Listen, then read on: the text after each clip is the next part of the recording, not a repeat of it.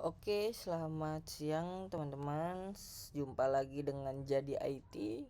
Jangan lupa teman-teman yang baru bergabung di subscribe dan bunyikan lonceng.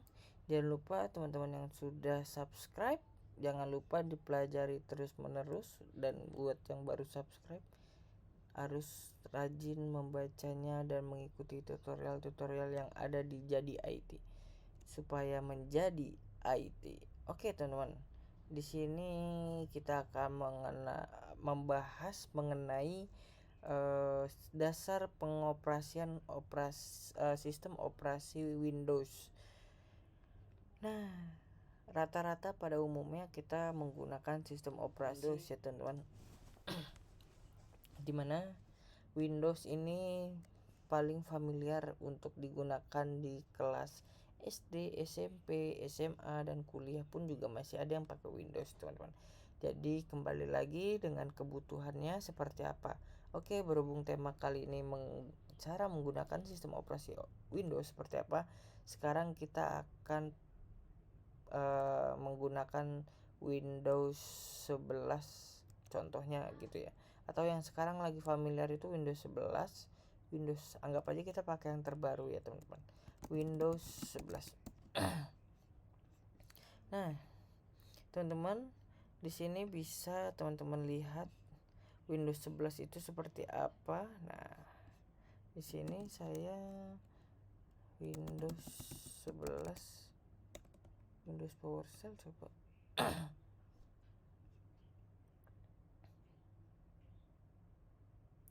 Nah, di sini ada Windows 11. Jadi, teman-teman bisa bisa melihat tampilan pada Windows 11 itu seperti apa. Nah, contohnya misalkan ini ada namanya toolbar. Toolbarnya ini banyak fungsinya teman-teman. Jadi ada yang untuk melakukan pencarian, terus untuk membuka file explorer, dan masih banyak lagi sebenarnya. Contohnya misalkan Windows 11. Nah, Windows 11 itu seperti ini teman-teman. Tampilannya seperti ini. Dia memiliki toolbar bottom. Jadi fungsi-fungsinya itu ada di bawah dan dia berada di tengah-tengah teman-teman. Seperti ini. Nah, seperti ini teman-teman. Nah, di sini Windows itu apa aja yang paling kita harus pahamin. Pertama, kita harus ada namanya ini set control panel. Oke. Nah, kita harus tahu nih teman-teman, control panel ini sangat berfungsi untuk mengatur suatu sistem security, network, hardware, and sound. Lalu ada program, user account, appearance and personalize, cloud and region, ease of access. Oke, di sini banyak banget cabang-cabangnya teman-teman. Nah, yang sering kepake itu apa sih? Contoh kita ada namanya sistem security. Sistem security ini biasanya untuk enable disable suatu firewall pada komputer kita. Lalu kita di sini juga ada namanya network and internet. Jadi di sini untuk pusat controlling configuration pada jaringan internet di komputer kita. Lalu ada hardware and sound. Hardware and sound ini berfungsi buat apa? Jadi di sini berfungsi untuk manajemen input atau output hardware teman-teman. Contohnya teman-teman memiliki printer, memiliki speaker, nanti bisa kita lihat pada device hardware and sound ini teman-teman. Nah, ini ada namanya program. Nah, di sini program ini berfungsi untuk menginstal atau melihat program apa aja sih yang terinstall pada komputer kita kali ini. Lalu di sini ada user account. User account ini yang memanage sistem operasi kita ini, memiliki usernya siapa aja dan dengan personalize-nya masing-masing gitu teman-teman. Jadi contoh misalkan teman-teman memiliki satu laptop tapi ingin dipakai berdua dengan adiknya atau kawannya. dengan usernya berbeda-beda. Itu bisa kita manajemen di user account. Lalu ada apparent and personalize. Apparent and personalize ini untuk mengatur tema, tampilan, desktop background, tata letak gitu teman-teman. Lalu ada clock and region. Jadi ini untuk mengatur tanggal dan jam komputer teman-teman. Contoh misalkan teman-teman berada di Indonesia, misalkan dengan time zone Asia Jakarta misalkan +7, Hanoi Bangkok misalkan. Nah, jadi teman-teman bisa setting di sini. Nah, kalau ease of access itu lebih kayak suggestion setting, optimize visual display, macam-macam sih teman-teman. Tapi ini jarang sih saya gunakan. Oke, lalu setelah kita mengetahui control panel, lalu kita ada namanya file explorer nih, misalkan file explorer Windows 11. Nah, file explorer itu seperti ini teman-teman. Nah, ini ada namanya address bar, ini file. Nah, ini di sebelah kiri ini ada navigate panel, ada back, forward, and up button. Jadi ini buat kita back ke sebelumnya atau sesudahnya gitu. Lalu kita ada button search box buat pencarian file. Nah, di sini contohnya teman-teman. Jadi di sini kita anggapannya itu seperti berkas. Jadi kita untuk melihat berkas di dalam folder ada apa, di dalam folder ada apa, ada file apa gitu. Nah, kita bisa menggunakan file explorer itu sendiri. Jadi inilah yang paling sering kita gunakan. Pertama, kita udah menggunakan control panel buat manajemen komputer kita sendiri. Yang kedua, kita sudah paham namanya file explorer untuk manajemen dokumen-dokumen ataupun file-file yang secara rapih tersusun gitu teman-teman. Nah, setelah file explorer ada apa lagi yang sering kita pakai? Ada namanya saya pakai menggunakan command prompt CMD Windows. Nah, CMD Windows. Nah, CMD ini saya sering gunakan teman-teman. Contoh CMD yang sekarang di Windows 11 sepertinya dia sudah support untuk Linux based command. Jadi komennya itu udah bisa menggunakan komen-komen Linux pada CMD teman-teman. Nah, CMD itu seperti ini teman-teman. Jadi saya gunakan command prompt ini untuk melakukan, misalkan saya ingin mengetahui IP address, misalkan IP config CMD. Nah, jadi kita bisa melihat IP address pada komputer kita tuh berapa gitu. Jadi saya sering ini biasanya kita untuk menanyakan ke tim kita untuk mengetahui alamat addressnya mereka berapa, kita tinggal mengetik IP config, kita akan mengetahui IPv4 addressnya yaitu 192.168.12.113. Ini sebagai contoh aja, nanti setiap jaringan itu berbeda-beda tergantung settingan jaringan pada kantor atau tempat kalian berada gitu teman-teman. Ini saya sering gunakan banyak banget CMD, tapi lebih saya untuk melakukan cek IP gitu-gitu teman-teman.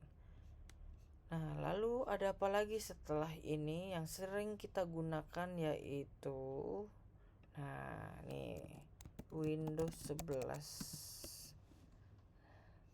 Nah, ini dia nih.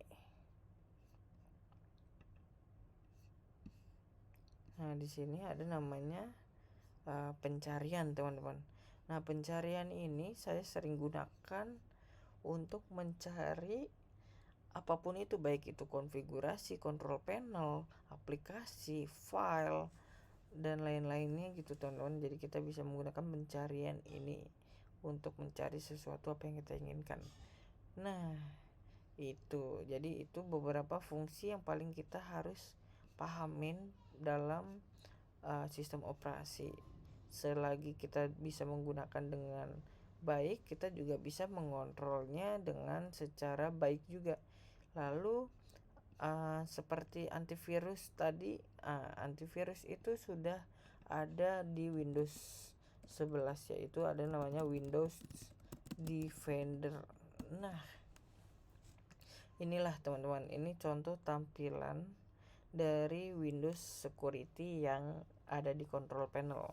Nah, jadi teman-teman kalau pakai Windows, apakah kita harus pakai antivirus atau tidak gitu? Sebenarnya kita sudah tidak perlu menggunakan antivirus apapun itu, teman-teman.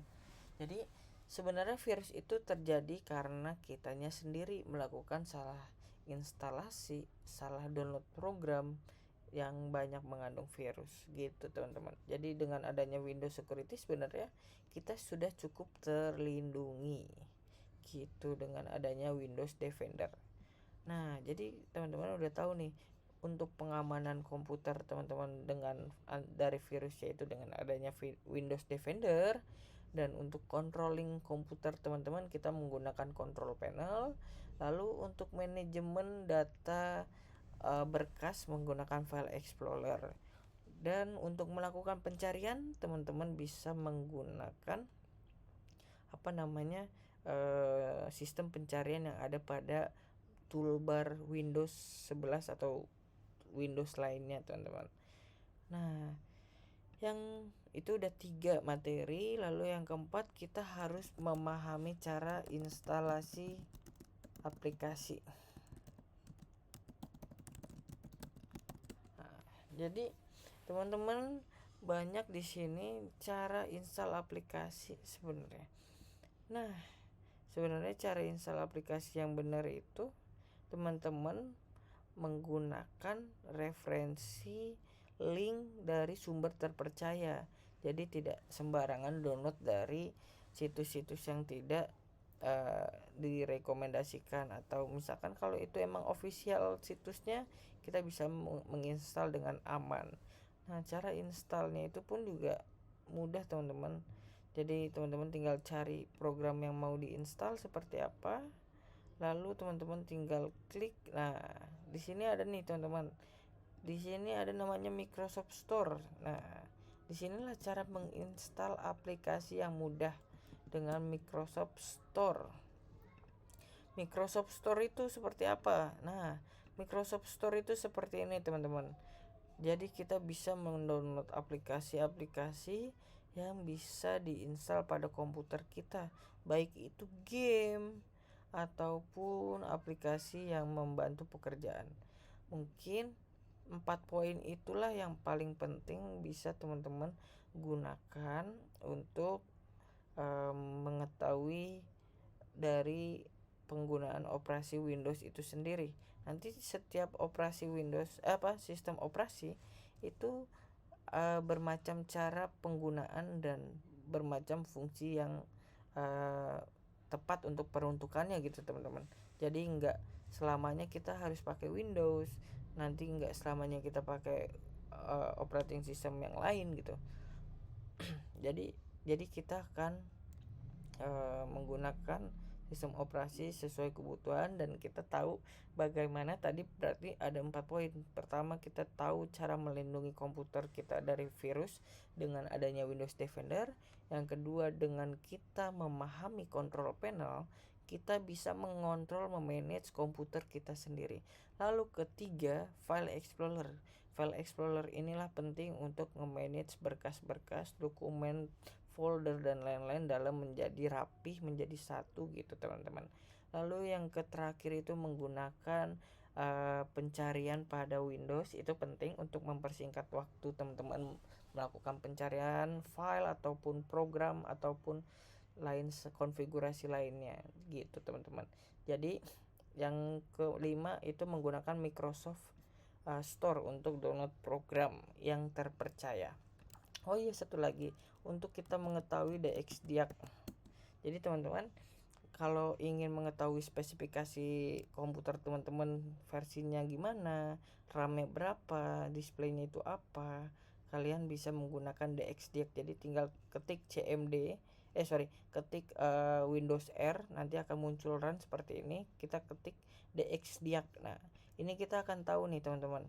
Jadi kita mengetahui spesifikasi asli komputer kita sendiri. Oke, mungkin itu aja materi kita mengenai sistem dasar penggunaan operasi Windows. Terima kasih buat teman-teman. Jangan lupa subscribe dan thank you for watching. Jadi IT itu mudah. Terima kasih.